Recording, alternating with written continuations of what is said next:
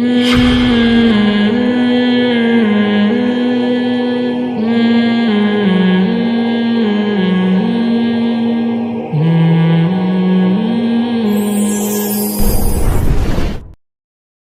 کی کرامتیں اتنی ہیں، بہت سارے شہداء کے واقعات ہیں کہ دنیا سے جاتے ہوئے ان کو اللہ نے جنت دکھائی ہے، دنیا سے جاتے ہوئے جنت نظر آئی ہے، انہوں نے بتایا ہے لوگوں کو۔ میں اکثر اس موقع پر ایک واقعہ بیان کرتا ہوں۔ عبداللہ ابن مبارک رحمہ اللہ نے غالباً اپنی بہت بڑے محدث سے اپنی کتاب میں یہ واقعہ لکھا ہے، تاریخی واقعات ہوتے ہیں نا، انہوں نے لکھا کہ یہ عبداللہ ابن مبارک تبع تابعین کے دور کے امام حنیفہ کے شاگرد ہیں اور بہت بڑے محدث ہیں۔ ان کا سارے محدثین بڑے احترام سے نام لیتے ہیں، امام بخاری بھی، امام مسلم بھی، امام ترمذی بھی، یہ سب کے نظر میں یعنی کہا جاتا ہے تاریخ میں واحد شخصیت ہیں جن پر کوئی بھی جرح ہے ہی نہیں سرے سے، ورنہ لوگوں نے امام بخاری کو بھی معاف نہیں کیا ہے۔ یہ جو بعض لوگ کیڑے نکالتے رہتے ہیں نا کہ فلاں نے فلاں کے بارے میں یہ کہا، فلاں نے فلاں کے بارے میں یہ کہا، لوگ بدگمان ہوتے ہیں بزرگوں سے، تو بھائی طنز تو امام بخاری پر بھی کیا ہے۔ اگر کوئی امام بخاری کے بارے میں نکال کے دکھانا چاہے نا فلاں نے امام بخاری کو یہ کہا، تو وہ ان پہ بھی ملتا ہے۔ تو صرف کتابوں کے حوالوں سے یہ ثابت کر دینا کہ فلاں نے فلاں پہ یہ نیگیٹو تبصرہ کیا ہے، اس سے اس کا فلاں کا برا ہونا ثابت نہیں ہوتا۔ اس میں یہ دیکھا جاتا ہے کہ یہ تبصرہ صحیح تھا یا غلط تھا، اس کو دلائل سے پرکھا جاتا ہے۔ لیکن آج بعض لوگ دنیا میں ایسے پیدا ہو گئے ہیں جن کا گندی مکھی کا کام گندگی پہ بیٹھنا ہوتا ہے نا، بس ان کا کام ہی یہی ہے۔ انہوں نے بڑے بڑے اہل اللہ، بڑے بڑے بزرگوں کی حیثیت کو ختم کر دیا ہے۔ تو خیر، لیکن یہ عبداللہ بن مبارک ایسے ہیں، تو غالباً ان کا واقعہ ہے یا کسی اور بزرگ کا، کیونکہ میں نے بعض واقعات 15 سال 20 سال پہلے پڑھے ہیں تو ان میں مجھے نام پوری طرح یاد نہیں ہے۔ تو انہوں نے اپنا واقعہ نقل کیا کہ ہم ایک لڑائی میں تھے میدان جہاد میں، تو ایک نوجوان، ہم اسے دیکھتے تھے دن میں روزہ رکھتا تھا، رات میں تہجد پڑھتا تھا، بہت تھوڑا آرام کرتا تھا، مجاہدین کی خدمت بہت کیا کرتا تھا، بہت زیادہ پرہیزگار تھا اور دن میں بڑی بہادری سے لڑتا۔ تو کئی دن ہو گئے، کئی ہفتے ہو گئے، ایک قلعہ فتح نہیں ہو کے دے رہا تھا۔ تو وہ کہتے ہیں کہ میری ڈیوٹی اس بندے کے ساتھ لگ گئی رات کو، کہ رات کو کچھ دیر یہ سوئے گا، میں پہرا دوں گا، پھر جب میں سوؤں گا تو یہ نوجوان پہرا دے گا۔ یہ عرب سے ایک کتاب چھپی ہے، اس کا نام ہے تہجد میں اٹھنے کے 100 طریقے۔ اس کتاب میں یہ واقع، میں پہلے عربی کتابوں کا ترجمہ کرتا تھا ایک ادارے کے لیے، عرب سے جو کتابیں آتی تھیں نا عربی میں، تو وہ ادارے والے کیا کرتے تھے، بہت سے علماء لیتے تھے، میں بھی لیتا تھا، ان کا ہم اردو ترجمہ کر کے وہ کتابیں وہ پھر ادارے والے چھاپتے تھے۔ تو وہ ایک عرب عالم نے یہ کتاب لکھی، بڑی زبردست کتاب تھی یہ۔ تو اس میں یہ واقعہ لکھا کہ اس نوجوان کے ساتھ ان کی رات گزارنی تھی انہوں نے۔ تو کیا ہوا، کہتے ہیں کہ ایک دن میں نے دیکھا کہ یہ سویا ہے، اور جب میں نے اس کو نیند سے بیدار کیا تو اٹھتے ہی رونا شروع کر دیا اس نے۔ تو میں نے کہا بھائی کیا ہو گیا؟ تو اس نے وہ منظر بتایا اپنا۔ اس نے کہا کہ میں نے خواب دیکھا، خواب میں مجھے خوبصورت جنت دکھائی گئی، ایسی جنت جیسے قرآن کہتا ہے جو نہ کسی آنکھ نے دیکھی اور نہ کسی کان نے سنی۔ کہتا ہے میں آگے گیا تو بہت خوبصورت عورتیں، بہت خوبصورت عورتیں، کہہ رہے میرا دل ان کی طرف مائل ہونے لگا۔ تو مجھے ان فرشتوں نے کہا کہ یہ تمہاری باندیاں ہیں، یہ تمہاری بیوی نہیں ہے، تمہاری بیوی آگے ہے، وہ ان سے بھی زیادہ خوبصورت ہے۔ اب آپ کے کان کھڑے ہو جائیں گے جب بھی ایسی کوئی بات آتی ہے نا۔ تو وہ چلے گئے، وہ کہتے ہیں مجھے لے کر گئے۔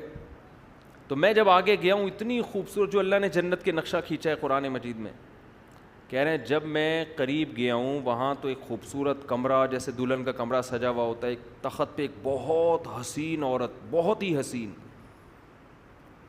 اس کے سامنے افطاری کا سامان رکھا ہوا ہے، کھانے پینے کا نا، افطاری کا نہیں ہوتا سامان۔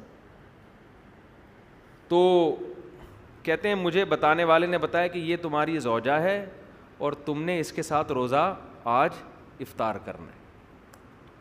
اب رات کے وقت کس کی تو خواب آ رہا ہے نا اس کو، کہہ رہے میرا تو ایسا دل کہ میں اس کے قریب جاؤں، میرا دل للچا رہا ہے۔ کہہ رہے جیسے ہی میں اس کے قریب گیا اور میں نے کہا میں افطاری کروں تو اس نے میرا ہاتھ پکڑ لیا اور کہا ابھی تمہارا ٹائم نہیں ہوا ہے، جب افطاری کا ٹائم ہوگا نا جو یعنی حقیقت میں افطاری کے ٹائم کل تم نے روزہ میرے ساتھ افطار کرنا ہے، کل تم نے روزہ میرے ساتھ افطار کرنا ہے.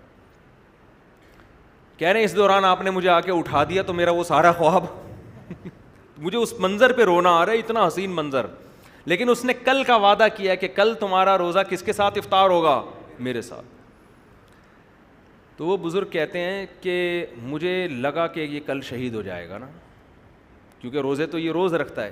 حدیث میں آتا ہے میدان جہاد میں جو ایک روزہ رکھتا ہے 1 سال کے روزوں کے برابر ہے. لیکن علماء نے لکھا ہے یہ فضیلت اس کے لیے ہے جس کو روزہ رکھنے کے بعد لڑنے میں کمزوری نہ ہو. اگر روزہ رکھنے کے بعد یہ خطرہ ہے کہ ہم کمزور ہو کے لڑ نہیں پکیں، پھر روزہ رکھنا جائز نہیں ہے، کیونکہ پہلے دشمن ہے. تو کہتے ہیں کہ یہ اس کا روزہ تھا تو میں سمجھ رہا تھا اب شہادت ہو جائے گی اس کی، کچھ بھی نہیں ہوا. تو مجھے ایک خیال آنے لگا کہ جھوٹا خواب ہوگا اس کا. تو کہتے ہیں کہ سارا دن یہ بہادری سے لڑا بھی، پھر بھی شہید نہیں ہوا. کہہ رہے ہیں پھر ہم نے افطاری کا سامان لا کے رکھ دیا اور ان کو خیال ہونے لگا کہ یار ایسا ہی خواب تھا، ایک پراگندہ خیال ہوگا، آ گیا ہوگا. کہہ رہے ہیں ادھر یہ افطاری پہ بیٹھنے کا وقت آیا ہے، قلعے سے ایک تیر آ کے اس کے سینے میں لگا اور یہ وہیں کلمہ پڑھ کے شہید ہو گیا. اب وہ جو بزرگ تھے نا ان کی یہ غالباً عبداللہ بن مبارک تھے، کہہ رہے میری یہ کیفیت کہ میں نے تو یہ سارا خواب یعنی اس نے مجھے سنایا تھا نا کہ عین تمہاری مجھ سے ملاقات کب ہوگی؟ افطاری کے ٹائم. کہہ رہے میں نے زور سے، وہ کہتے ہیں میں نے چیخ ماری نا پورے لشکر میں کہ یہ شخص کامیاب ہو گیا. اور کہہ رہے پھر میں نے سب کو بلا کے اس کا خواب سنایا کہ کیسا اللہ نے خواب سچا کیا ہے، کہ اس حور نے اس سے وعدہ کیا تھا کہ کل تمہاری افطاری کس کے ساتھ ہوگی. یہ مجاہدین کے ایک واقعات نہیں ہیں، مجاہدین کی تو کیونکہ وہ بہت زیادہ قربانی دے رہے ہوتے ہیں نا، تو ان کو اللہ کی طرف سے موٹیویشن دوسروں سے زیادہ ملتی ہے. تو وہ کہتے ہیں کہ پھر جب میں نے مجاہدین کو یہ واقعہ سنایا ایسا ہوا، تو کہہ رہے اگلے دن اتنی بہادری سے سارے، دیکھو حوروں کا چکر ایسا ہے نا مرد ہر چیز پہ کمپرومائز کر لیتا ہے، عورت پہ کمپرومائز نہیں کرتا. تبھی تو قرآن حدیث میں آتا ہے، میں نے نبی صلی اللہ علیہ وسلم کی بخاری کی حدیث ہے کہ میں نے مردوں کے لیے اپنے بعد عورت سے بڑا فتنہ کوئی نہیں چھوڑا. اس لیے کہ مرد ہر جگہ کمپرومائز کرتا ہے، عورت کے فتنے میں جب آتا ہے برباد. اس لیے اس فتنے میں آنے سے پہلے بہتر ہے کہ ٹائم پہ شادی کر لو تاکہ یہ فتنے کی ٹینشن سے نکل جاؤ. ابھی ایک صاحب کا قصہ میرے سامنے آیا، بہت کروڑ پتی ارب پتی آدمی کسی پہ لٹو ہو گئے، کسی لڑکی پہ ڈپریشن میں چلے گئے، خودکشی کے خیالات آ رہے ہیں. وہ لڑکی بھی دبا کے پیسہ کھا رہی ہے، شادی نہیں کر رہی. یہ شادی کے پیچھے پڑا ہوا ہے، وہ شادی نہیں کر رہی، وہ بھی گھنی بنی ہوئی کھائے جا رہی ہے. اس کے دوست اس کو سمجھا رہے ہیں ابے لڑکی تیرے پیسے سے کو ختم کر کے، جب پیسہ ختم ہوگا نا تو لڑکی بھی جائے گی اور پیسہ بھی جائے گا. لیکن کئی مردوں کے دیوالیے ہو چکے ہیں، اپنی معشوقہ پہ پیسے اڑا کے پھر سگریٹ پینا شروع کرتے ہیں، پھر شراب پیتے ہیں، پھر ایسے غم میں بیٹھے ہوئے ہوتے ہیں، پھر مر رہے ہوتے ہیں، پھر محبوبہ کو تصویریں بنا کے بھیج رہے ہوتے ہیں تمہارے غم میں دیوانہ ہو گیا، اس کی صحت پہ 5 روپے کا بھی فرق نہیں پڑ رہا ہو. یہ سمجھ رہا ہوتا ہے میرے مجنو جیسے بال اور کھلے گریبان، اور میرے یہ جو ایکس رے رپورٹ میں نے یہاں بنا لی ہے پوری پسلیاں، یہ دیکھ کے وہ پاگل ہو جائے گی. وہ پاگل نہیں ہوگی، سمجھ رہے ہو؟